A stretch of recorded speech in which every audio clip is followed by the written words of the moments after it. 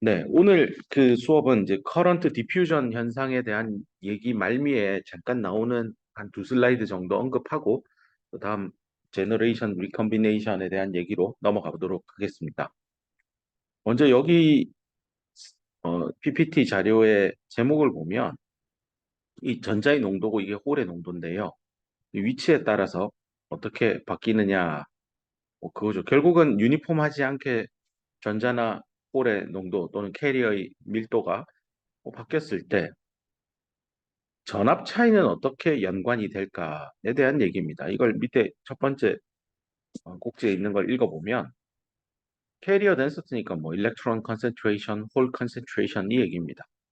N과 P가 있을 때 근데 두 지점이라고 돼 있죠. 그러니까 1번 지점, 2번 지점이 있을 때 1번 지점에 전자농도, 홀농도, 2번 지점에 전자농도, 홀농도 있을 겁니다. 여기서 비율입니다. 비율. 1번 지점의 전자농도랑 2번 지점의 전자농도의 비율. 얘는 무엇에 의존하고 있을까라는 질문입니다. 그래서 보면 이 그 두 개의 점이죠. 두 지점 사이에 전압 차에 의존을 하는데 여기 중요한 단어가 지수함수적으로 의존한다라는 뜻입니다. 요렇게 정성적으로 문장을 쓴 걸 마지막 줄을 딱 컨닝을 먼저 해보면 1번 지점, 2번 지점에 전자 농도가 있어요. N1, N2가 있는데 이거 레이시오죠. 비율이니까. 이 레이시오는 뭐 이거 어쩌고 저쩌고 식이 있는데 와 보니까 이거죠. 2번 지점과 1번 지점의 전압차하고 연관돼 있는데 여기 자연 로그 ln이 있으니까 지수함수적인 관계구나 라는 얘기입니다. 그래서 이런 결론이 어떻게 나는지 먼저 간단히 볼 생각입니다. 이게 여기 이 슬라이드에 이런 뭐 갑자기 너무 철학적인 얘기를 하는 것 같다라는 느낌이 들 수도 있는데 어떤 두 지점 예를 들면 트랜지스터든 다이오드든 전자 부품이 있으면 전자 부품의 물리적인 위치는 있을 겁니다. 뭐 왼쪽, 오른쪽, 앞, 뒤, 뭐 이렇게 위아래. 1번과 2번 지점 사이에 전자의 농도가 서로 다르다라고 하는 거는 결국은 1번과 2번 지점 사이에 얼마의 전압차를 주느냐에 의해서 바뀔 수 있다라는 얘기입니다. 그래서 내가 결국 외부에서 전압차를 바꾼다? 전자나 홀의 농도는 기하급수적으로 바뀔 수 있다라는 얘기입니다. 다시 설명할게요. 전압의 차이가 선형적으로 존재하면 전자나 홀의 농도는 기하급수적으로 바뀔 수 있습니다. 그러니까 우리가 뭐 D램이나 낸드 제품의 구동 전압을 뭐 몇 볼트 몇 볼트 뭐 그 단위들을 보면 뭐 1볼트 전후입니다. 그리고 뭐 0.1볼트를 뭐 높였다 낮췄다 하고 뭐 그런 일들을 할 텐데 야 그거 가지고 전자를 그렇게 막 왔다 갔다 대량의 다량의 경단위 이상이잖아요. 어떻게 건드릴까라고 상상했다면 이런 자연록으로 표현되는 기하급수적인 관계가 있기 때문에 적은 전압의 변화, 좀 더 수학적으로 얘기하면 선형적인 전압의 변화는 곧 캐리어 덴서티의 기하급수적인 변화를 이끌어낸다. 이런 얘기. 마음에 아직은 안 와닿을 것 같긴 한데 그래도 뒤에서 필요해서 미리 잠깐 얘기하는 겁니다. 자, 그리고 이제 유도를 해봅시다. 1번 지역의 전자의 농도를 표시한 겁니다. 그럼 요 이케이션은 그거예요. n은 n 서브 i의 엑스포넨셜 EF-EI 나누기 KT. 네, 이 9단 6단식입니다. 여기서 1번 지역이니까 1이라 썼고요. 얘도 1이라고 쓴 겁니다. 그럼 여기 있는 식을 이렇게 바꿀 수 있죠? 여기 있는 엑스포넨셜 위에 있는 텀만 좌변에 남긴 겁니다. 2로부터 EI, 1번 지점의 EI 값에 대해서 정리하면 이렇게 나옵니다. 똑같은 논리로 2번 지점이면 1 대신 2로만 바꾸면 되잖아요. 1 대신 2. 똑같은 식을 또 쓸 수 있습니다. 이런 다음에 두 개를 빼겠습니다. 그러니까 이 1번, 2번이 있으면 둘을 차이를 구해보면 이제 EF는 같은 거니까 날라갈 거고요. 이렇게 나오고 로그에서 빼기는 나누기가 되어서 NI 없어져서 이렇게 나옵니다. 이러면 우리가 원하는 캐리어 덴서티의 비율이 나오고요. 근데 그게 에너지하고 연관이 돼 있죠. 근데 앞에서 배웠잖아요. 에너지라고 하는 거는 마이너스 QV다. 이렇게 그래서 설명을 간단히 했었습니다. 이 식을 그대로 대입하면 됩니다. 그럼 이 I1 요 자리에다가요. 이 I1이니까 마이너스 Q 이쪽으로 당겨서 V1이 되겠죠. 뭐 이런 식으로 해서 이 I1 대신에 양면을 Q로 나누고요. 여기 전체를 Q분의 1로 나누면 요 밑에 식이 나오죠. 여기도 이렇게 Q분의 1 들어가 있죠. 그런 다음에 요거를 이렇게 바꾸는 겁니다. 바꾸는 건 좀 전에 말한 대로 어, Q분의 1 이 i는 마이너스 V1에 구호 조심해서 여기 I1인데 여기 2가 앞으로 나오고 2가 뒤에 있는데 이거는 네, 앞으로 나오고 서로 자리를 바꾼 걸 확인할 수 있을 겁니다. 자, 그래서 여기 이제 결론입니다. 캐리어 덴서티의 레이쇼는 포텐셜 디퍼런스에 의존하는데 기하급수적으로 의존한다. 이런 얘기입니다. 그 다음, 글자가 깨졌지? 이게 N타입 머티리얼이 약간 띄어쓰기가 안 된 거. 자, 돌아가서 그 다음 다룰 얘기는 쿼자이 뉴트럴러티 어프락시메이션의 컨셉에 대해서 설명하는 슬라이드입니다. 이건 또 뭡니까? 인데요. 읽어봅시다. 도펀트 컨센트레이션의 프로파일이니까 뭐 도너를 X 방향에 따라 하거나 또는 억셉터를 X 방향에 따라서 이렇게 도핑을 하는 거죠. 어떤 실리콘 소재가 있을 때 표면은 진하게 뭐 깊이 내려가면 갈수록 연하게 뭐 이러면은 도핑 도펀트의 컨센트레이션 여기를 0이라고 여기 X라고 이쪽을 웨이퍼의 표면이라고 하고 이쪽이 깊이 방향이면 뭐 ND를 X에 대해 써보면 처음엔 높다가 서서히 떨어지는 이런 걸 얘기하는 겁니다. 이런 걸 이제 도핑 프로파일이다라고 앞에서도 한번 설명했습니다. 그래서 이 도펀트 컨센트레이션 프로파일이 바뀐대요. 점차 위치에 따라. 뭐 이거네요. 뭐 내가 방금 글이 이렇게 점차적으로 이렇게 바뀐다라고 합시다. 자, 그러면 유니폼 도핑이 아니란 뜻이에요. 그럴 때 모조리티 캐리어 컨센트레이션은 뭐 N형 반도체면은 전자를 말하겠죠. 그 전자의 분포를 살펴보면 그게 꼭 도펀트의 분포하고 같을 거라고 우리는 상상할 수 있죠. 왜냐하면 도너 하나 주면 전자 하나 나오니까 도너가 x 이퀄 0에 있으면 전자도 x 이퀄 0에 있을 거라고 뭐 합리적으로 상상할 수 있으나 여기 보면 실제 꼭 x 이퀄 0에 전자가 있을 필요는 없죠. 얘는 자유전자니까. 그럼 결국 이런 상상을 할 수 있을 거예요. x에 따라서 도너인데 도핑이 이렇게 gradually varies 하고 있으면 이건 야 y축을 다시 옆에 하나 더 그래. 그럼 전자는 얘랑 똑같이 있어요? 뭐 거의 비슷하게 있다. 이게 does not differ much니까 아주 차이는 안 난다라는 가정을 하는 게 이 quasi neutrality approximation입니다. 그럼 실제는 다르네요. 맞아요. 실제는 좀 다릅니다. 뭐 이거 있잖아요. x 이퀄 0에 억셉트 하나, 도너 하나 넣었는데 x 이퀄 0에 그럼 전자가 안 있진 않을까요? 자유전자니까 움직이잖아요. 맞아요. 그러니까 실제로는 다른데 거의 같다. 근데 여기서는 그냥 같다. 뭐 이렇게 하자라는 근사법입니다. 그래서 이건 차지 뉴트럴리티 식이죠. 여기 저기 플러스 전하를 띠고 있는 입자의 총량과 마이너스 전하를 띠고 있는 총량은 같다라는 건데 여기 이제 괄호를 쳐서 이렇게 표현했다라는 건 도핑 프로파일이 위치에 따라 다르다라는 거고 그에 따라서 전자나 홀의 농도 역시 위치에 따라 다르게 분포하지만 앞에서 공부한 대로 앞에서는 요 이퀘이션을 ND 더하기 P는 NA 더하기 N 이렇게 했었는데 이거는 이제 다 유니폼하게 도핑됐다라고 가정하고 이 차지 뉴트럴리티 이퀘이션을 얻어냈는데 꼭 유니폼하게 도핑이 안 돼 있어도 맞다라고 하는 게 사실 말이 안 될 것 같은데 그렇다라고 가정하자는 게 quasi neutrality approximation입니다. 1호부터 그럼 만약에 이 소재가 N-타입 머티리얼이다 하면 홀의 농도는 무시해도 되니까요. 너무 작으니까 전자의 농도는 이렇게 구하면 됩니다라는 거니까 1호부터 앞으로 이렇게 이쪽 x 이퀄 0 여기를 웨이퍼의 표면이다라고 할 때 ND 또는 NA를 나타내는 축을 Y라 잡으면 도너를 이만큼 쏴주고요. 억셉터는 좀 더 높게 표면에 하나 뭐 깊이 갈수록 뭐 빠르게 급감하도록 이렇게 불순물을 넣을 수 있겠죠. 이런 거 이제 3학년 때 공부하는 IC 직접 공정 수업 시간에 더 자세히 나올 겁니다. 뭐 도핑 이렇게 되어 있다라고 할 때, 또 다른 축의 전자의 농도는 어떻게 찾으면 되냐? 굉장히 어려운 문제입니다. 이걸 정확히 찾는 거는. 하지만 quasi neutrality approximation을 받아들이면 두 개 빼면 되죠. 뭐 요거하고 요거 빼가지고 전자 농도 계산하면 된다라는 얘기입니다.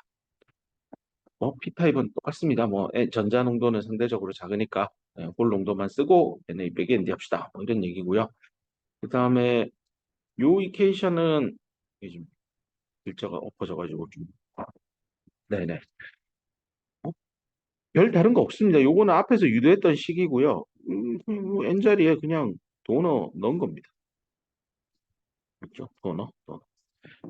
별 어려운 식은 아닙니다. 그냥 허자 뉴트럴적 박스메이션을 쓰면 전자의 농도에 의해서 전기장이 결판 나야 되는데 전자의 농도를 찾기가 어려울 수도 있는데 아니다. 그냥 도펀트의 프로파일이랑 전자 농도의 프로파일이랑 같다라고 상상하면 네, 도핑을 어떻게 하느냐에 따라서 내부에 생성되는 전기장도 결정이 된다. 이렇게 결론을 내릴 수 있게 됩니다. 일단 어,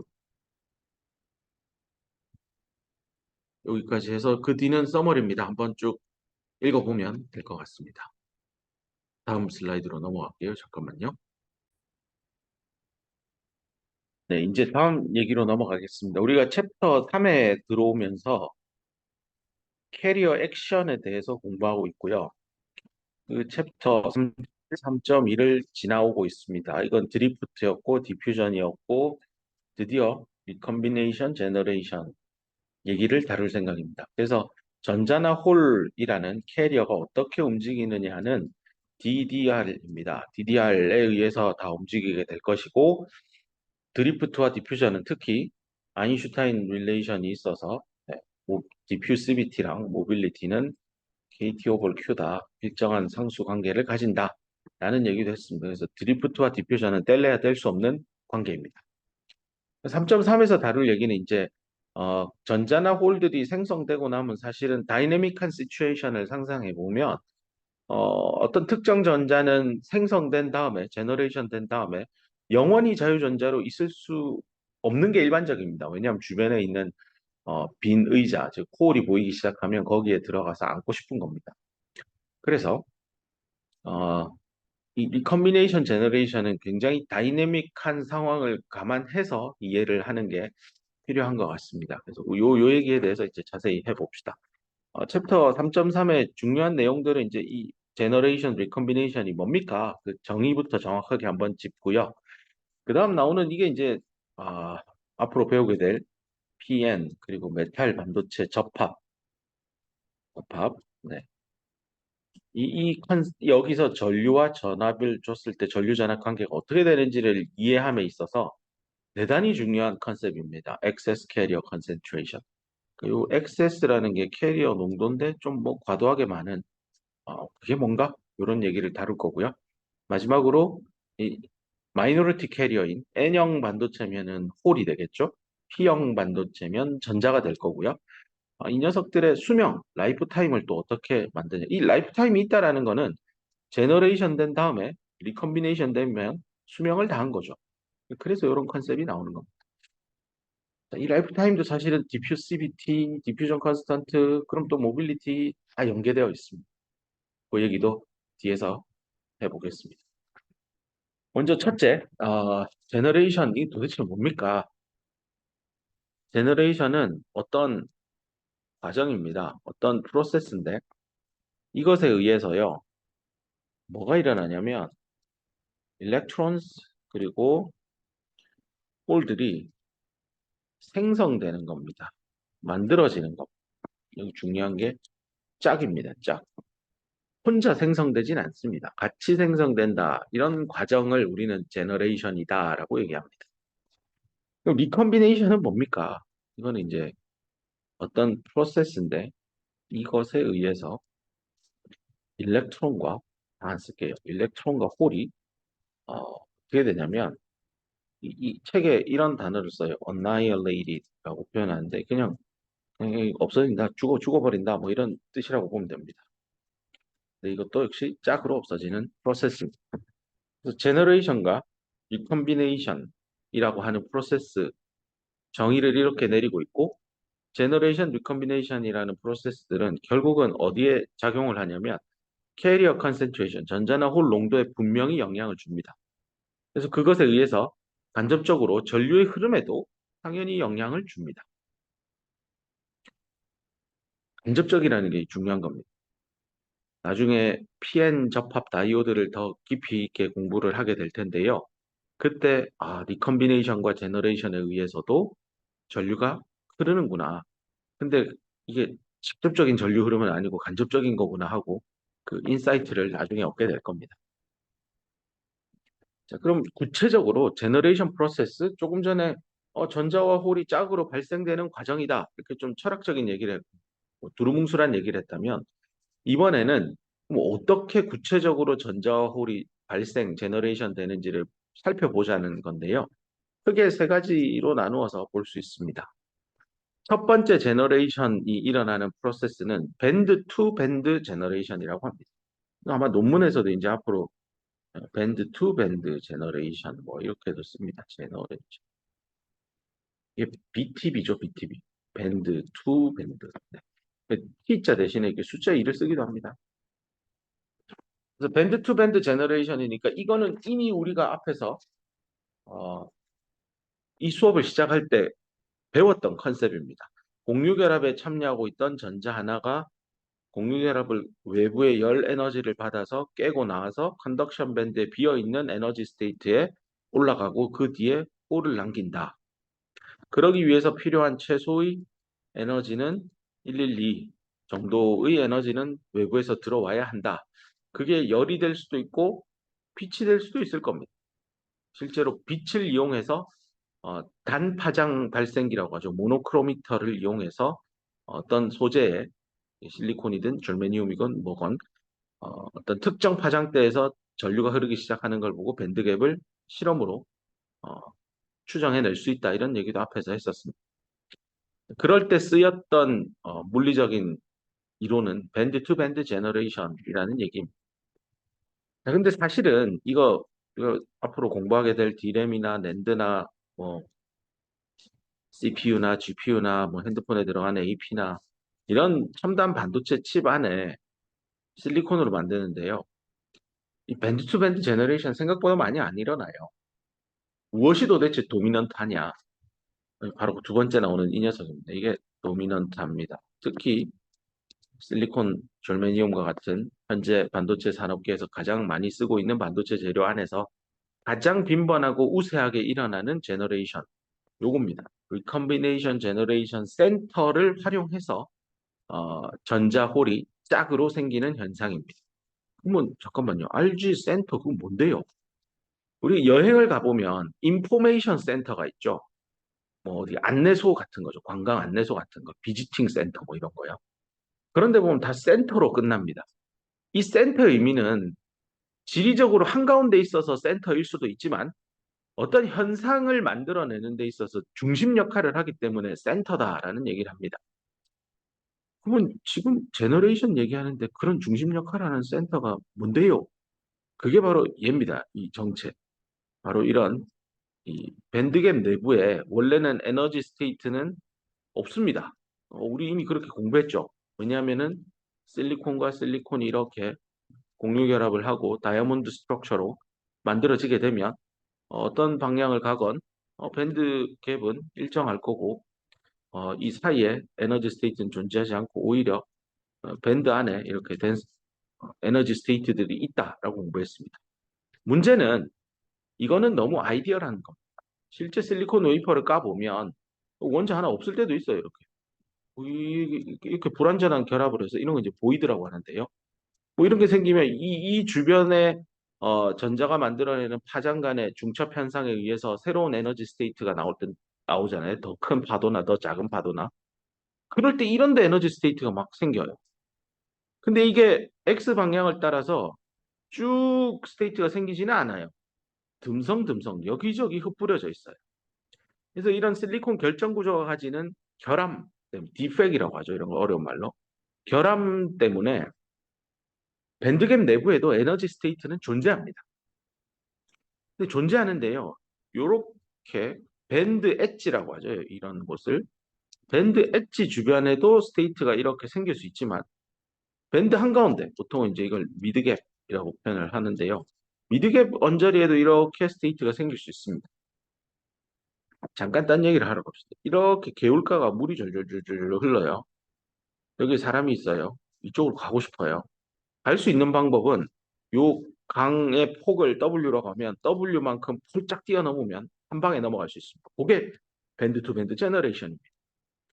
하지만 여기에 돌멩이를 하나 갖다 두면요. 톡, 톡, 지웠네. 두 번 건너뛰어서, 그러니까 2분의 W만큼만 에너지를 가지고 있으면 건너갈 수 있습니다. 근데 이 징검다리를요, 여기 가운데 두지 말고, 요쪽에 둬가지고, 여기는 한 10분의 1 W고요. 나머지가 10분의 9 W에. 뭐, 갈 수는 있습니다. 대신에 W만큼은 아니지만, W의 90% 정도 되는 에너지를 가져야만 자유전자가 만들어질 겁니다. 자, 이 얘기를 뜬금없이 하는 이유가 바로 이쪽으로 돌아와서요. 우리가 공부했던 밴드 엣지 주변에 있는 이런 에너지 스테이트는 도너나 억셉터가 만듭니다. 지금 그 얘기하는 거 아닙니다. 여기 공룡혈압에 참여한 이 전자가요, 나 이렇게 올라가고 싶어요 라고 할 때 옆에서 배운 이게 다가 아니라고. 실제 도미넌트하게 실리콘 안에서 일어나는 건 이 결함들 때문에, 디펙 때문에 만들어진 여러 에너지 스테이트들이 여기 존재합니다. 하지만 이 중에서 정말로 심각하게 자유전자를 만드는데 중심 역할을 하는 놈은 밴드 엣지 근처에 있는 이런 에너지 스테이트 아니에요. 왜냐하면 적은 에너지 변화를 가지고 자유전자가 되기를 희망합니다. 마치 요런 상황하고 요런 상황이 있을 때 1번, 2번 어느 게 더 훨씬 적은 에너지를 가지고 사람이 강가를 건넙니까? 라고 물으면 당연히 1번이라고 하겠죠. 2분의 W 에너지만 가지고 있으면 되니까. 얘도 마찬가지입니다. 여기가 강의 끝과 끝이라고 상상하면 사람이 요렇게 건너뛰고 또 가면 됩니다. 결국 밴드갭 에너지의 2분의 1 정도 되는 에너지, 거기에 들어가 있는 에너지 스테이트들이 있으면 일렉트론과 홀이 짝으로 생기기 매우 유리한 환경을 만들어줍니다. 유리한 환경을 만드는 그 중심 역할을 하는 이놈들을 사람들이 리컨비네이션 제너레이션 센터다라고 합니다. 그런데 이제 이런 것들을 통칭해서요, 센터라는 표현보다는 전자가 여기 잡혔고 다시 나가죠. 그래서 트랩이라고 합니다. 트랩이 한국말로 덫이잖아요. 덫을 놓아서 야생 동물을 잡기도 하잖아요. 그 트랩입니다. 트랩. 이런 거. 그래서 이게 전자 트랩이 일렉트론 딱 와서 들어가게 하는 그런 역할을 하는 중심 역할을 하는 겁니다. 그래서 이렇게 밴드 엣지 근처에 있는 에너지 스테이트들도 뭐 어떤 면에서 리컨비네이션 제너레이션에 기여는 하지만 이런 트랩을 통해서 리컨비네이션 제너레이션이 잘 일어나지 않아요. 오히려 미드갭에 있는 이런 트랩을 통해서 훨씬 더 빈번하고 도미넌트하게 전자가 생성된다. 이렇게 보면 되겠습니다. 그래서 이런 거를 어떤 책에서는 트랩 어시스티드 제너레이션 뭐 이렇게 얘기하기도 합니다. 그럼 이런 트랩이 왜 생깁니까? 디펙 때문입니다. 근데 디펙 때문만은 또 아닌 게요. 특정 임퓨러티, 도펀트죠.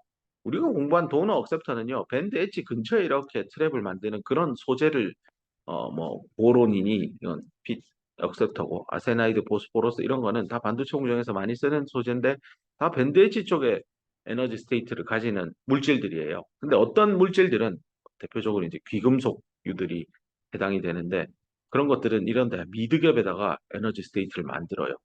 그러면 딱 이제 느낌이 촉이 있는 학생은 느껴질 거예요.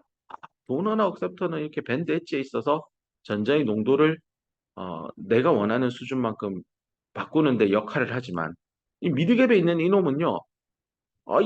이렇게 막 자꾸 징검다리 나와가지고 막 강가를 건너게 만드니까 오히려 내가 원하는 전자의 농도를 세팅을 했는데 그걸 방해하는 역할을 하는 거죠. 그래서 미드갭에 있는 트랩은 비선호하는 트랩입니다. 사람들이 별로 안 좋아하고 이걸 어떻게든 없애려고 노력합니다. 그래서 그런 디팩이 생기면 뭐 실리콘과 실리콘 사이에 실리콘이 없네? 그럼 뭐 여기다 하여튼 수소 같은 걸 넣어서 이 결합을 어떻게든 좀 완성을 하려고 합니다. 웨이퍼 같은 경우 특히 웨이퍼 표면에는 더 이상 이 실리콘이 없잖아요. 이 웨이퍼 표면 끝나는 지점이니까. 이런 본딩을 어려운 말로 댕글링 본드라고 하거든요. 왠지 한국말 같죠? 댕글댕글하게 달려있다. 영어입니다, 영어. 댕글링. 여기에다 이제 수소를 이렇게 붙이는 작업을 합니다. 이런 걸 이제 수소 가스를 반도체 표면 위에 쫙 뿌려주면 이 수소가 크기가 제일 작아서요. 한 450도 정도 가열하면 이렇게 본딩을 형성하게 됩니다. 이러면 요 결함으로 인해서 생기는 디펙트를 다 없애주는 효과가 나는 겁니다. 현재 반도체 공장에서 이거 많이 쓰고 이런 걸 어려운 말로 포밍 가스라고 하고 이걸 가지고 치료를 하니까 어닐링 한다 이런 표현도 씁니다. 나중에 뒤에서 또 다룰 기회가 있을 겁니다. 그 다음 세 번째 또 어떤 프로세스가 있습니까? 임팩트 아이오나이제이션이라고 하는 이 프로세스가 있는데 얘는요 이미 밴드 다이어그램 보면 알겠지만 굉장히 가파르게 컨덕션 밴드 엣지가 그려져 있습니다. 이거 뭐 오르막 방향으로 전기장 생겨 있다는 거죠. 플러스 마이너스 전압 차이를 엄청나게 준 겁니다. 이게 비율어진 정도가 상당하죠. 눈으로 봐도. 자, 그래서 임팩트 아이오나이제이션에 의해서 전자가 생긴다라는 거는 반드시 강한 외부 전기장이 있어야 돼요. 강한 대단히 높은 수준의 전압차가 있는 환경 하에서 일어나는 제너레이션이다라고 꼭 기억하길 바랍니다. 자, 그러면 도대체 임팩트 아이오나이제이션 단어가 임팩트니까 뭔가 때리는 것 같아요. 뭐 이온화도 시키나 봐요. 그렇게 어떤 현상인지 보면 이 전자 하나가 있어요. 자유전자가. 이쪽으로 전기장이 세게 강해 걸려 있으니까요. 강하게 쿨롱의 힘을 받아서 이동하겠죠. 근데 이동한다라는 건 밴드 엣지하고 요 거리가 카이네틱 에너지잖아요. 운동 에너지가 점점 커질 겁니다. 운동 에너지가 높다라는 건 활발하다는 거고 활발하면 주변에 있는 실리콘 원자 포논이죠, 포논. 바이브레이팅 하는 실리콘. 포논하고 또 서로 충돌 나겠죠. 충돌 나면 속도가 0되니까 다시 이렇게 내려올 겁니다. 이 프로세스는 이미 학습한 내용이에요. 근데 여기서 중요한 게 요 잃어버리는 카이네틱 에너지가 그 수준이요. 2분의 3 밴드갭 에너지. 그러니까 밴드갭의 한 1.5배 정도 이상 운동 에너지를 잃어버리면 그 상당한 에너지가 어디에 쓰이냐면 밴드 투 밴드 제너레이션, 즉 공유결합에 참여하고 있는 전자를 자유전자로 만들어내는데 충분합니다. 근데 이거는 잠깐만요. 이거는 밴드갭 에너지만큼만 있으면 극복한다면서요. 아, 그것만 줘갖고는 이렇게 안 일어나고 요 잃어버린 게 1.5배 이상은 되어야 좀 다른 데 에너지 좀 쓰고 자유전자 뜯어내는데 충분하다라고 알려져 있습니다. 자, 그래서 이게 근데 왜 임팩트예요?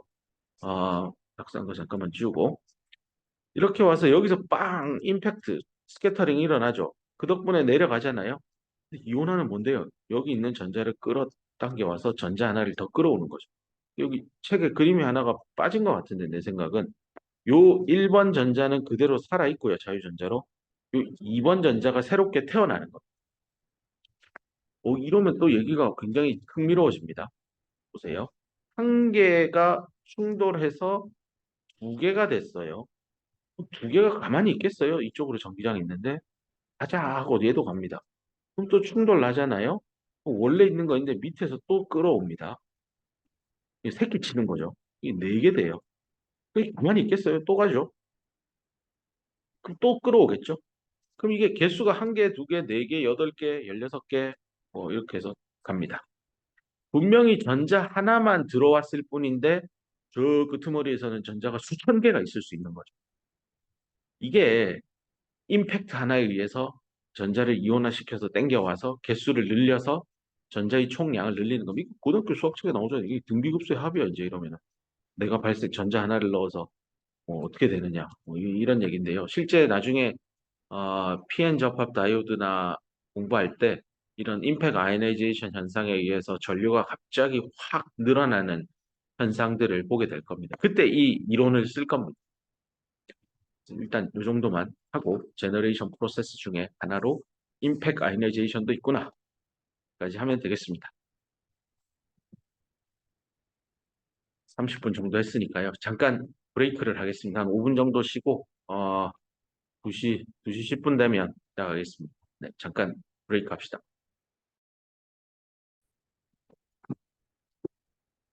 계속해서 이번에는 리컴비네이션 프로세스에 대해서 또 알아보도록 하겠습니다. 리컴비네이션은 뭐 이미 앞에서 간단히 언급한 대로 제너레이션의 반대말이다 정도로 이해하면 됩니다. 내가 반대말입니다라고 안 했어요. 정도로라고 여운을 남긴 이유가 정확하게 제너레이션의 반대의 의미는 아닙니다. 왜냐하면 그 전자가 생성된 다음에 사라질 때, 리컴비네이션 프로세스를 거쳐서 사라질 때 실제 자기가 밟아온 그 길 그대로 돌아가지 않습니다. 좀 다른 형태로 가기도 하거든요. 그래서 아, 정반대의 의미는 아니지만 반대의 개념은 맞다. 뭐 이런 애매모호한 말을 할 수밖에 없습니다. 봅시다. 제일 먼저 리컨비네이션 프로세스도 크게 세 가지로 나눌 겁니다. 첫 번째는 디렉 리컨비네이션입니다. 이 뒤에 그냥 다 쓰기 싫어서 안 썼는데 디렉 리컨비네이션인데 이게 뭐냐? 자유전자가 이렇게 하나 있는데 아래쪽에 홀이 있어요. 얘랑 얘랑 이제 다시 결합을 하는 거죠. 이렇게 할 때 에너지를 방출하게 될 겁니다. 그래서 빛으로 방출하는 경우에 이게 바로 대표적인 게 LED 형광등 같은 거. 전기 에너지를 이용해서 자유전자와 호를 만든 다음에 그들이 리컨비네이션 하면서 빛을 방출해서 아, 발광 다이오드라고 하죠. 라이트 이미팅 다이오드입니다. LED가. 이런 프로세스를 디렉 리컨비네이션을 하게 되면 주로 빛으로 많이 나오기는 합니다. 근데 사실 이것도 뭐 항상 옳지는 않습니다. 이게 바로 뒷슬라이드에 잠깐만 가보면 이게 이제 전자와 홀이 재결합을 해서 에너지를 어떻게든 잃어야 할 때 어떤 프로세스 과정을 거쳐가면서 에너지를 잃어야 빛으로 나올지 아니면 열로 나올지를 결정하게 되는데 그 기준이 되는 게 이 반도체 소재가 가지고 있는 밴드 스트럭처에서부터 출발합니다. 그래서 그 얘기는 좀 이따 합시다. 뒤에 슬라이드 가서. 자, 일단은 재결합을 하는데 밴드에서 밴드로 이렇게 곧장 리컨비네이션 되는 걸 디렉 리컨비네이션이라고 하고 여기는 빛이라고 표현되어 있지만 사실은 더멀 에너지로도 얼마든지 에너지를 바깥으로 뿜어내기도 합니다. 뭐 반도체 칩들 뜨끈뜨끈 하잖아요. 다 디렉 리컨비네이션의 이 과정에서 일부 열이 나오기도 합니다. 두 번째입니다. 두 번째는 이거 앞에서 방금 배웠던 RG 센터랑 똑같은 단어 그거네요. 맞아요. 여기에 트랩이 있죠. 트랩 에너지 레벨이 이렇게 있을 때 이 센터를 중심으로 전자와 홀이 와서 서로 없어지는 겁니다. 이러다 보니까 아까 말한 대로 이게 이렇게 생겼으면 이렇게 돌아와야 정확하게 정반대의 개념인데 그렇지는 않다는 겁니다. 이렇게 트랩을 통해서 전자와 홀이 사라지기도 하고요. 또 하나는 전자가 이렇게 퐁당퐁당 뛰어서 밑에 가서 사라지기도 합니다. 이렇게 일단 이런 프로세스를 거친다. RG 센터를 이용해서 또 리컨비네이션이 된다. 이렇게 보면 되고요. 여기 밑에 시뻘겋게 표현해놨죠. 우리가 쓰게 될 실리콘 재료의 리컨비네이션은 프라이머리하게 주요하게 뭘 통해서 RG 센터들을 통해서 다 일어나는 현상입니다. 이게 가장 도미넌트한 현상이고 반도체 엔지니어들이 이런 트랩의 에너지 스테이트를 어떻게 하면 최소화할지에 대해서 많은 고민을 하고 그와 관련된 공정 기술도 연구를 하고 있다라고 보면 되겠습니다. 자, 이제 가장 우측편에 있는 요거 제가 예전에 시험 문제 냈어요. 요거를 발음을 해보세요. 발음을 하면 어떻게 되는지 한국말로 쓰세요 하면서 예시 문구로 프로세스니까 답을 프로세스 이렇게 쓰면 정답이에요.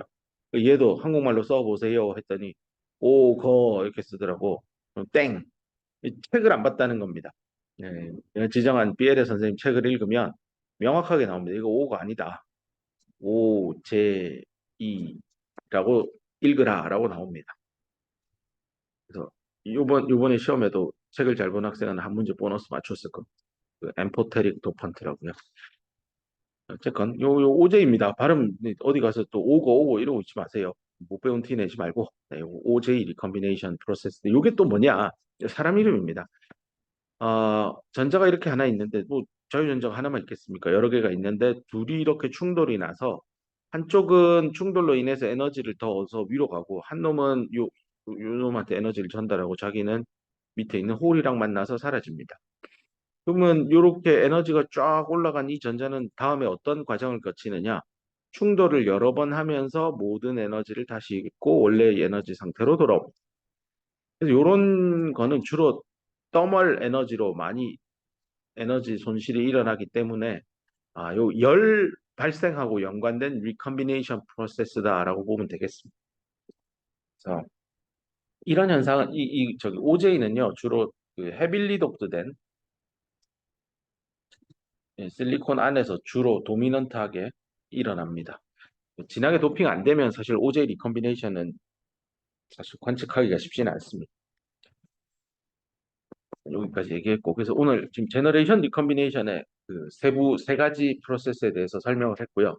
아까 언급한 대로 리컴비네이션이 되면 결국 전자홀이 재결합을 하게 되니까 에너지를 잃게 될 거고, 그 잃는 에너지의 형태가 빛이냐 열이냐 이거 어떻게 찾을 거냐 그 얘기입니다. 그래서 이게 필요합니다. 에너지 밴드 스트럭처를 찾아야 되는데요. 이런 거는 우리 수업에서 이것만 강의해도 한 학기 강의가 있어요. 저기 물리학과 같은 데 하면 고체 물리학이라는 그 강좌가 있습니다. 전공 과목이에요. 보통 한 3학년, 이름은 2학년, 전공 거의 필수격에 해당하는 수업인데요. 거기 들어가 보면 이런 에너지 밴드 스트럭처를 찾는 과정에 대해서 실리콘과 실리콘이 이렇게 규칙적인 오더를 가지고 배열돼 있잖아요. 이런 결정 재료들로부터 에너지 밴드 스트럭처를 유도해내는 과정들이 나옵니다. 거기에 이제 푸리의 트랜스폼이라고 나중에 공학 수학 시간에 공부할 겁니다. 뭐 이런 수학 기법도 들어가고 이걸 뭐 인버스 역으로 뒤집기도 하고 뭐 복잡한 얘기들이 있습니다. 아무튼 그 얘기는 여기서 다루지 않을 거고요. 여기서는 그 결과물만 가지고 오겠습니다. 그래서 이 에너지 밴드 스트럭처의 실체가 얘입니다. 에너지와 K, 운동량입니다. 모멘텀이에요, 모멘텀. 운동량, 질량 곱하기 속도요. 그래서 이 밴드 스트럭처가 사실은 이렇게 여러 가지 이런 계곡, 밸리들을 많이 가집니다. 근데 실제 우리가 관심 있는 거는 가장 최소의 밸리를 가지는 얘만 관심이 있어서 이렇게 그린 겁니다. 사실 여기 더 있다라는 거, 그거는 이제 고체 물리학 서적들을 열면 자세히 나옵니다. 관심 있는 친구들은 고체 물리학이라고 해서 뭐 물리학과에 어떤 교재를 쓰는지 아마 키텔 선생님 책 제일 많이 쓸 건데 뭐 방학 때 여유 되면 그런 거 공부해도 되고 유튜브나 이런 데도 강의 많이 떠다니는 거 있을 겁니다. 그런 것도 참고해 보세요.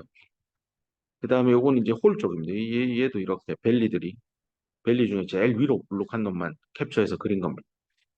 근데 왼쪽하고 오른쪽을 한번 비교해서 보세요. 얘랑 이렇게 뭐가 다른가를 보면 이 벨리의 피크와 벨리 사이에 요 운동량 값에 변화가 있는 놈이 있고 얘는 여기랑 딱 얼라인이 돼서 운동량의 변화 없이 이렇게 밴드가 딱 붙어 있는 케이스들이 있습니다. 이게 뭔 말이냐면 여기에 전자들이 있거든요. 자유전자. 얘가 이제 여기 있는 홀이랑 만나고 싶어요. 만나려면 일단 그림 A를 보면 쭉 에너지만 잃으면 돼요. 운동량의 변화 없이 에너지를 잃어요. 밑에 나오죠. Little change in momentum. 이 필요하대요. 리컴비네이션은. 전자가 홀을 만나는데 little change니까 거의 안 일어나는데 운동량의 변화를 거의 겪지 않으면서 에너지만 싹 잃어요. 네, 모멘텀은 보존됩니다. 그 뭐에 의해서 포톤 방출, 빛입니다, 빛. 이런 게 이제 라이트로 에너지를 손실하는 과정입니다. 이렇게 운동량의 변화 없이 에너지를 경험하면 포톤 이미션, 그빛 방출을 통해서 리컴비네이션이 일어난다. 그때 필요한 물질의 기본 구조는 이 밴드 스트럭처의 이거 피크와 밸리가 같은 K 값에 얼라인 되어 있으면 가능한 프로세스입니다. 이런 소재가 갈륨 아세나이드, 갈륨 나이트라이드, 전력 반도체 요즘에 핫한 이런 발광 소자들, 빛을 내는데 쓰이는 화합물 반도체, 컴파운드 세미컨덕터 물질들이 대체로 이런 어, 밸리와 피크가 하나의 모멘텀 값에서 합치되는 그런 밴드 스트럭처를 가지고 있습니다. 이것도 간단하게 왜 이런 포물선 모양입니까를 생각해 보면 이 운동 에너지가 2분의 1 했던 것 같긴 한데 다시 할게요. 2분의 1 mv 제곱이니까 위아래에다가 m을 한 번씩 더 곱하면 이렇게 될 거고 2m분의 운동량 K 제곱 이렇게 됩니다. 그래서 에너지는 K하고 네, Y는 AX 제곱의 포물선 형태라서 이렇게 그림이 나옵니다. 그다음 그래서 이렇게 합치되는 이런 반도체 재료를요, 사람들이 이런 것을 디렉 세미컨덕터 물질이다. 이렇게 해서 물질을 분류할 때 디렉이라는 단어를 가지고 옵니다. 이게 다이렉트로 이렇게 만나잖아요. 전자와 홀이. 모멘텀 변화 없이. 그 의미의 디렉트입니다. 그러면 그 반대말인 인디렉이 있겠죠. 번역을 하면 사실 어색해요. 직접 반도체. 이거는 간접 반도체. 그러니까 무슨 얘기를 하는지 잘 와닿지 않아요. 하지만 이렇게 밴드 스트럭처를 보면 아, 전자와 홀이 모멘텀의 변화 없이 다이렉트로 만나는구나. 아, 그래서 빛이 나는구나. 디렉 세미컨덕터구나. 주로 3호족 컴파운드 세미컨덕터들이 이런 밴드 스트럭처를 많이 가지고 있구나. 이렇게 기억하면 되겠습니다. 자, 그럼 우리가 D램이나 낸드에 널리 쓰고 있는 그 실리콘이나 절메니움과 같은 이런 소재는요, 대표적인 인디렉 세미컨덕터 물질입니다. 그럼 얘는 뭐냐? 이게 나오죠. 밸리와 피크가 서로 다른 모멘텀 값에서 나오는 밴드 스트럭처를 가지고 있어요. 이것도 사실 다 그려보면 이렇게 막 더 가야 돼요. 음. 이게 미스얼라인이 되어 있기 때문에 여기 있는 전자가 여기 있는 홀하고 만나서 재결합, 리컴비네이션을 하려면 반드시 에너지의 변화도 끝에서 끝까지 이만큼 경험해야 되지만 모멘텀의 변화도 이만큼 반드시 해야 됩니다. 그래서 그 과정이 이게 쑥 다 내려와서 모멘텀 변화하는 게 아니라 에너지도 잃고 모멘텀도 변화하다가 어느 순간 돼서 쭉 빠지는데 그게 트랩입니다. RG 센터요. 그게 여기 밴드 엣지 끝에서 끝 사이에 가운데쯤에 트랩을 가지고 있고 요 트랩 올 때까지는 모멘텀의 변화를 경험하지만 요 이후부터는 빠르게 디렉트 컨비네이션을 해줍니다. 그래서 요때 잃는 에너지가 주로 이제 포논입니다. 포논. 포톤 아니죠. 얘는 포톤이죠. 빛이니까 포톤이잖아요. 얘는 포논으로 많이 에너지를 잃습니다. 그래서 에너지 변화는 요거밖에 안 되지만 요 모멘텀 변화가 크죠. 그래서 스몰 에너지 체인지가 있지만 시그니피컨트한 모멘텀 변화를 경험합니다.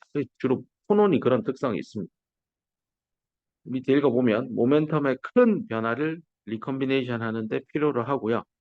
그때 모멘텀은 어떤 식으로 운동량이 보존되냐면 포논과 포톤 동시에 변화를 경험하게 된다라는 겁니다. 그래서 요 사이에서 빛이 날 수도 있어요. 근데 이게 트랩이 모든 X 값에 대해서 항상 존재하는 게 아니에요. 항상 존재했으면 그건 트랩이라고 이름을 안 붙였겠죠. 주로 열로 많이 빠집니다. 그래서 실리콘 같은 경우는 전자와 홀들이 리컨비네이션 하면서 주로 다 열로 에너지를 손실하게 됩니다. 여기까지 해서 일단 챕터 저기 3.3의 앞부분 얘기를 끝냈고요. 이제 지금부터는 또 주제를 약간 바꾸어서 액세스 캐리어 컨센트레이션에 대한 얘기를 하려고 합니다. 뒤에 슬라이드에 뭐가 있는지 한번 그냥 보고만 올게요. 로우 레벨 인젝션. 얘는 뭐지? 되게 중요한 컨셉입니다. 다이오드의 동작을 이해함에 있어서 로우 레벨 인젝션을 모르면 간첩입니다. 그만큼 중요한 컨셉입니다. 반대말은 하이 레벨 인젝션이겠네요. 맞아요. 그 개념도 살필 겁니다. 그 다음에 좀 전에 나온 단어죠. 인디렉트 리컨비네이션. 그거의 비율, 레이트니까 초당 몇 번씩 리컨비네이션이 되느냐. 당연히 이거는 트랩하고 연관이 돼 있을 겁니다. 에너지 트랩하고 연관되어 가지고 뭐 어쩌고 저쩌고 얘기를 할 것 같습니다. 1, 2, 3번 스텝이 있는데 잠깐 여기 펼겨서 보면 홀의 농도가 시간에 따라 어떻게 바뀌느냐를 리컨비네이션 제너레이션 현상에 의해서 설명을 하자면 뭐 이렇게 결론이 나오나 봅니다. 그 타우라고 이렇게 쓴 이거를 위에 라이프 타임이라고 이렇게 타우가 나옵니다. 뭐 하여튼 그러면서 예제 문제 풀고 뭐 서머리 끝나는 겁니다.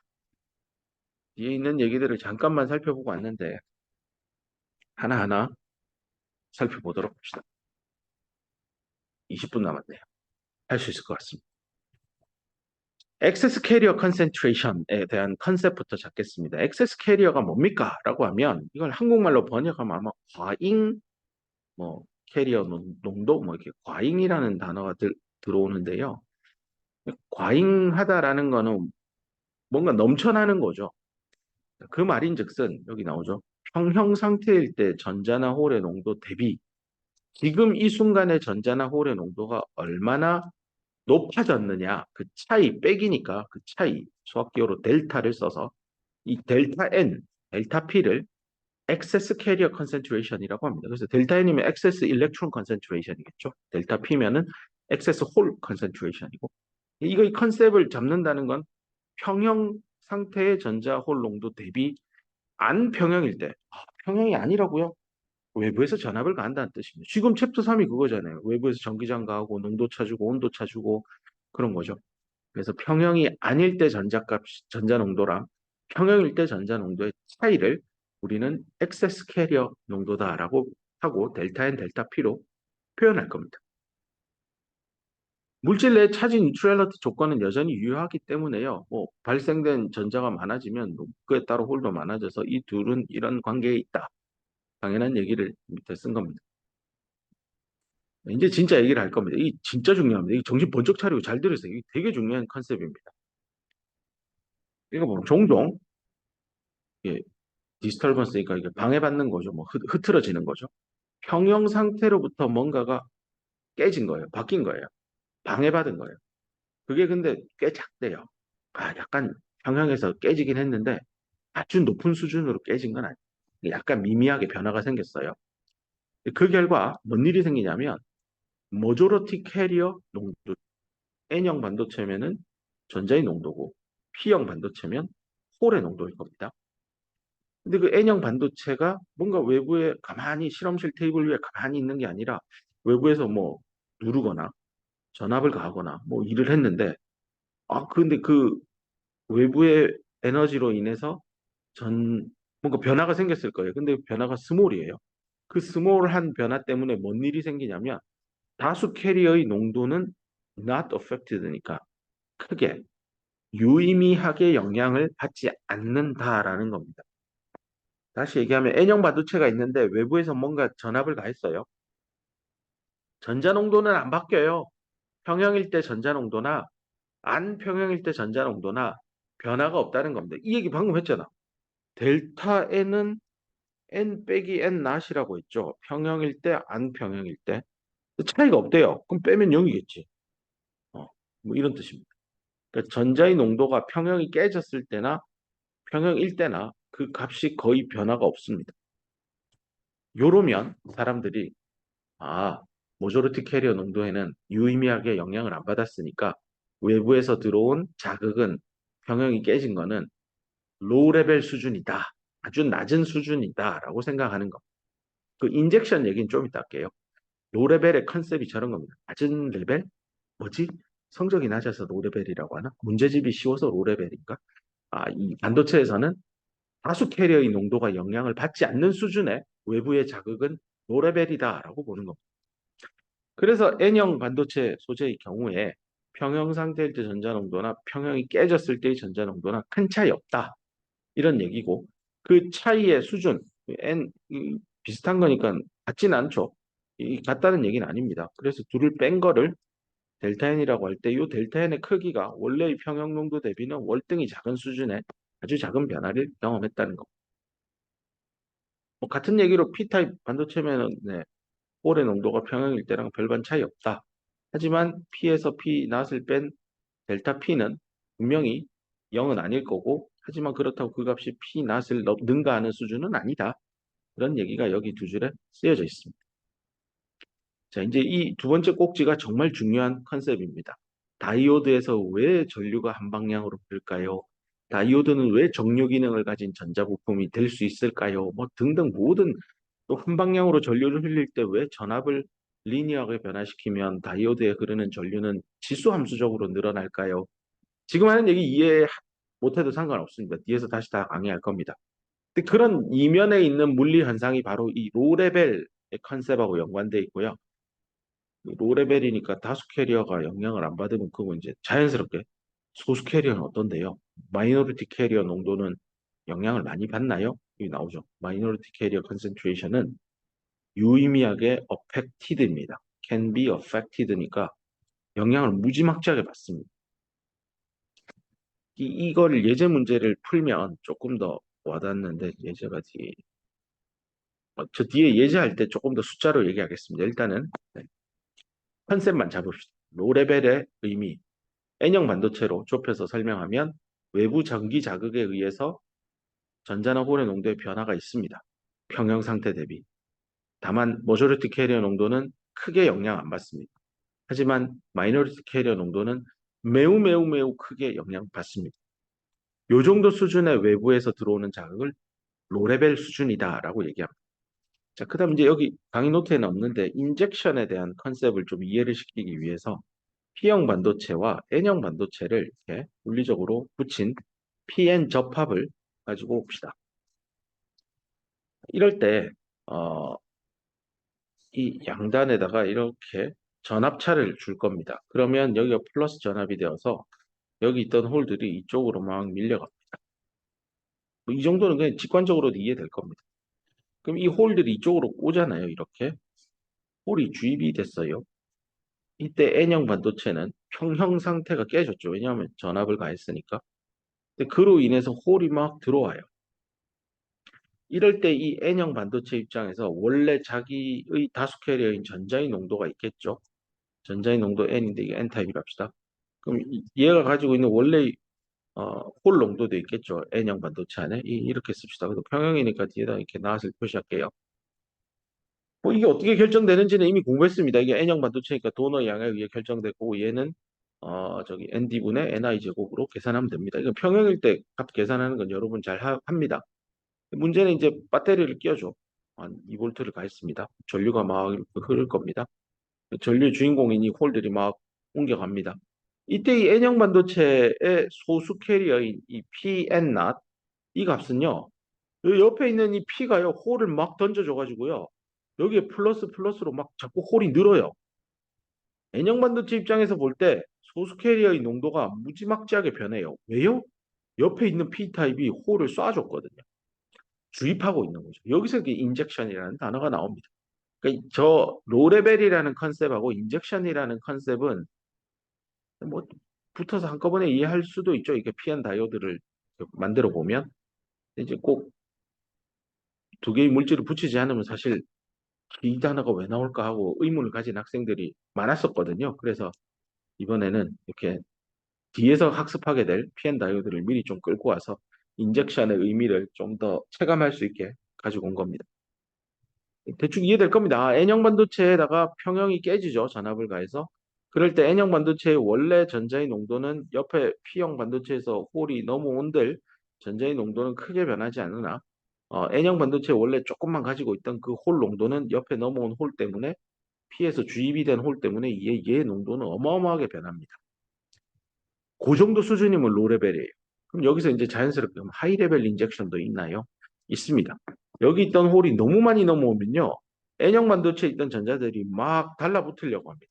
너무 많이 넘어와야 이런 현상이 생깁니다. 그러면서 이 표면 쪽에 전자가 막 어큐뮬레이션, 모이기 시작해서요. 표면 쪽의 전자의 농도는요. 평형 상태의 전자 농도하고 달라요. 표면 쪽이 더 높아요. 전자가 모여서. 이러면 다수 캐리어 농도가 모조리티 캐리어 컨센트레이션이 시그니피컨트하게 낫이 아니라 그냥 어펙티드 된 거네요. 그럼 로레벨 아니잖아요. 그래서 하이레벨 인젝션이라고 합니다. 그래서 지금 이 슬라이드에서 여러분이 꼭 기억해야 할 사안은 외부 자극에 의해서 평형이 깨지는 거죠. 주로 우리는 이 반도체 공부하니까 전압입니다. 전기 에너지를 가해서 뭔가 내 주인공인 물질, 그걸 예컨대 N형이라고 하면 여기에 다수 캐리어인 전자의 농도는 크게 변하지 않는데 소수 캐리어인 홀의 농도는 어마무시하게 변화했다? 예컨대 PN 접합을 만들어서 이렇게 P에서 N으로 홀이 N형 쪽으로 주입이 되게 하면 충분히 소수 캐리어의 농도가 변하는 걸 상상할 수 있습니다. 이때 홀 농도만 유의미하게 많이 변하고요. 전자의 농도는 크게 바뀌지 않으면 로레벨 인젝션이 되었다라는 용어를 씁니다. 하지만 N형 반도체의 다수 캐리어인 전자의 농도마저도 영향을 받으면요. 하이레벨 인젝션이 되고 있다라고 합니다. 이상적인 PN 접합 다이오드를 공부할 때 로레벨 인젝션을 기본으로 가정 깔고 들어갈 겁니다. 하이레벨 인젝션은 실제 현실에서 일어날 수 있지만 지양해야 되는 사안이고요. 로레벨 인젝션은 지향해야 되는 사안입니다. 그래서 설계를 할 때, 전자부품을 설계할 때 이거 로레벨 인젝션 잘 일어나도록 그 구간 안에서 전압 가한 거, 뭐 그런 얘기들도 뒤에서 나올 겁니다. 컨셉만 잘 쫓아오세요. 구체적인 수치에 대한 거는 뒤에서 더 다루면 될 것 같습니다. 이 얘기가 시간이 많이 남았네. 하는 데까지 합시다. 이번에는 indirect recombination rate를 직접 한번 구해볼 겁니다. 여기 이제 indirect recombination이니까 direct recombination이 아니에요. indirect이니까 실리콘 안에서 하겠다는 뜻입니다. 자, 이런 걸 가정해 봅시다. 엑세스 캐리어예요. 아까 말한 대로 평형이 깨져서 평형 상태 대비 얼마나 늘었느냐, 그 델타 값, 엑세스 캐리어라고 합니다. 그게 들어왔대요. N형 반도체, N형 실리콘 샘플 안으로 들어왔대요. 이거 어떻게 주입을 시키지? 예를 들어준 겁니다. 이게 E.G. for example입니다. 예를 들면 일시적으로입니다. 계속이 아니라 일시적으로 빛을 실리콘 샘플 위에다가 주사하는 겁니다. 이런 거죠. 이게 N타입 실리콘이면 여기가 표면이면 이렇게 빛을 쏴주는 겁니다. 그러면 이 표면에서 뭔가 재미난 현상들이 일어날 겁니다. 빛이 들어오는 잠깐 쏘니까 t = 0일 때만 잠깐 빛을 번쩍하고 쏴준다는 뜻입니다. 그러면 여기서 뭔가 일이 일어나겠죠. 빛이 들어왔으니까 에너지를 받았고 그러면 열 받으면 제너레이션 전자가 생기겠구나 해서 여기 전자가 일시적으로 막 생기기 시작할 겁니다. 당연히 홀도 생길 겁니다. 그때 질문입니다. 홀의 농도 P는 시간에 따라서 어떻게 바뀌게 될까요? T = 0에서 빛을 번쩍 쏜 다음에 빛은 끄고요. 빛이 사라진 이후에 이 N형 실리콘 반도체 재료 내에 소수 캐리어 농도인 P, 홀의 농도는 어떻게 바뀌게 될까요?를 묻는 겁니다. 그건 이제 책에서 1번, 2번, 3번 스텝으로 하나하나 설명합니다. 첫 번째 스텝 갑시다. 저런 실험을 했을 때 홀의 농도가 어떻게 바뀔까? 시간에 따라서. 그러면 시간에 따라서 미분해 주면 되잖아요. 홀 농도를. 그래서 P를 T에 대해서 미분하는데 보통 수학 기호로 D를 많이 고등학교 시절에 봤을 텐데요. 이게 D 대신 라운드 P라고 이렇게 라운드 T, 라운드 P로 쓰는 이유는요. 이게 다변수라서 그래요. P가 X의 위치에 대한 함수, 시간에 대한 함수일 거예요. 시간에 따라 홀 농도 바뀌니까. 그럼 두 개 이상의 변수로 홀의 값이 나오는 이게 함수 F 값인데 X와 Y에 의해서 값이 결정된다고 그걸 뭐 G라고 하면 이게 이제 이변수, 멀티베리어블한 펑션이죠. 이럴 때 미분을 F를 뭐 Y에 대해서도 할 수 있고 함수 F를 X에 대해서도 할 수 있잖아요. 이럴 때 이제 고등학교 시절에 이게 이제 스펠링 D를 썼는데 디리버티브니까 미분. 여기서 이제 다변수일 때는 미적분학 책에는 보통 이렇게 라운드를 많이 씁니다. 그래서 표기가 저렇다는 거 놀라지 말고 그냥 미분입니다, 미분. 자, 그럼 시간에 따라서 홀의 농도가 어떻게 바뀌느냐? rate of hole concentration이죠. 근데 이제 요겁니다. hole concentration인데 recombination. 요 짝대기 긋고요. 그 현상을 표시한 겁니다. recombination이니까 실리콘이니까 아까 앞에 말한 대로 제일 도미넌트한 건 RG 센터를 통해서 일어나는 recombination입니다. 그래서 트랩을 통해서 홀의 농도가 시간에 따라 어떻게 바뀌는지 얘를 이제 구하면 되겠죠. 그게 여기 있는 요 질문이잖아요. 그럼 이제 이 값을 어떻게 구하지 하고 앉아서 생각해 보면 일단 홀이 많으면 뭔가 빨리 없어지겠죠. 왜냐면 여기는 N형 반도체 아니에요. 전자가 득실득실하다고요. 거기에 홀이 있으면 홀이 100개 있을 때랑 1개 있을 때랑 누가 더 빠르게 감소할 그 변화 속도를 생각해 보면 많은 경우 이 P의 농도가 높으면 높을수록 이 변화되는 속도도 높아질 겁니다. 그다음 또 하나 중요한 게 이게 트랩을 통해서 일어나는 현상이기 때문에 트랩의 농도입니다. 이게 NT라는 게. 이게 우리 도너의 농도, 억셉터의 농도 이렇게 썼죠. 트랩은 NT로 씁니다. 그래서 실리콘 재료 내에 트랩의 농도가 어느 정도 되느냐. 그것도 되게 중요한 지표일 겁니다. 그래서 이 트랩이 많아지면 RG 센터가 많아지니까 홀 농도의 변화도 빠르게 일어날 겁니다. RG 센터를 중개 업소라 생각하고 거기에서 전자홀들이 미친 듯이 만날 겁니다. 그럼 이게 이제 비례할 텐데 그 비례 상수로 뭘 쓸까? 요겁니다. CP라고 이게 캡처 코이피션트라고 뭐 이름이 붙어 있는데요.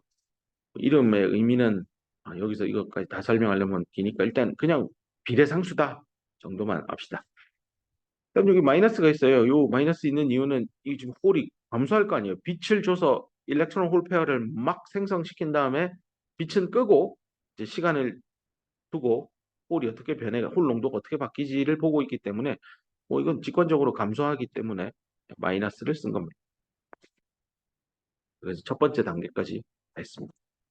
이제 두 번째 단계 갑시다. 여기까지 하고 마쳐야 될 것 같습니다. 두 번째는요, 로레벨 인젝션 조건 하에서라고 돼 있습니다. 요 말이 되게 중요한 겁니다. 로레벨 인젝션 하니까 N형 반도체의 전자의 농도는 빛이 있든 없든 변화가 거의 없었다는 뜻입니다. 그걸 달리 얘기하면 홀은 어마어마한 변화를 경험했을 겁니다. 근데 여기서 강조하고 싶은 거는 홀도 리컴비네이션이 될 거고 제너레이션도 되잖아요.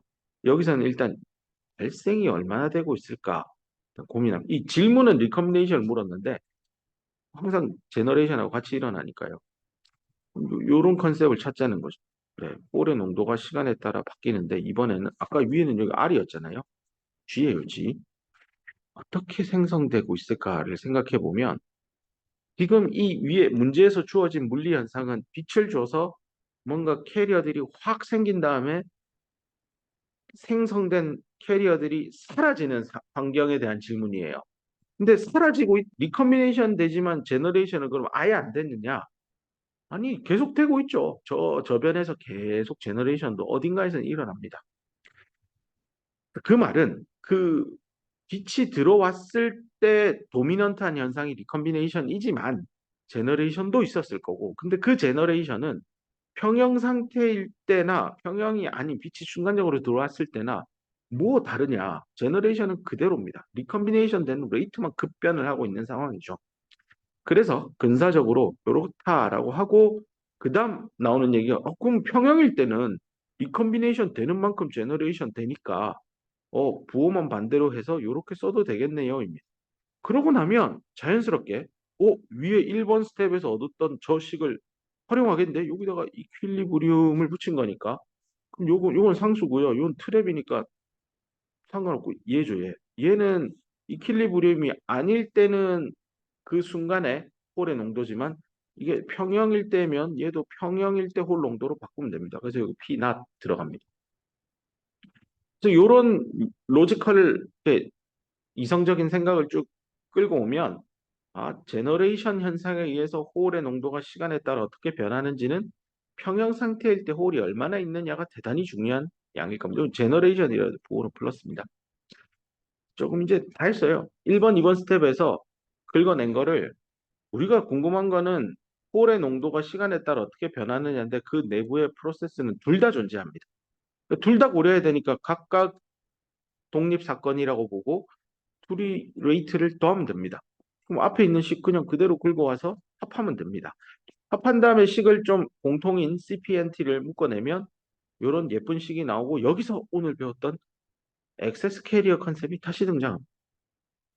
그래서 이런 물리 현상, 지금 문제에 주어진 물리 현상, 빛이 번쩍 쏠 때 결국은 평형 상태일 때 홀의 농도 안 중요해요. 그럼 평형이 깨졌을 때 홀의 농도 안 중요해요. 그 차이, 갭, 액세스 캐리어의 농도가 얼마나 생기느냐에 의해서 이 N형 반도체 내 소수 캐리어인 홀의 농도가 시간에 따라 어떻게 변하는지 그 변화율의 값이 결판이 난다는 얘기입니다. 그리고 여기서 하나 더 중요한 컨셉이 나옵니다. 여기 있는 요 상수를 뒤집어서 이렇게 정의하고 이렇게 하는데 이게 이제 좌변의 물리량을 보면 이게 농도 나누기 시간이잖아요. 그럼 얘는 농도잖아요. 그럼 요 분모에 분명히 시간의 컨셉이 옵니다. 그래서 요 타우라고 쓰고 이게 시간의 개념이겠구나. 도대체 무슨 시간일까? 시간이 없어서 다 하진 못하지만 그 뒤에 슬라이드에 가보면 그 시간의 개념이 N형 반도체 내에서 소수 캐리어인 홀이 죽지 않는다는 건 리컴비네이션 되지 않고 홀 그 자체로 살아있는 시간을 의미합니다. 이게 마치 사람이 태어나서 죽을 때까지 수명하고 비슷해서 라이프타임이다라는 컨셉으로 설명합니다. 오늘은 시간이 부족해서 여기까지만 일단 하고 끝내도록 하겠습니다. 그리고 녹화 강의도 올려줄게요. 자, 수고했습니다.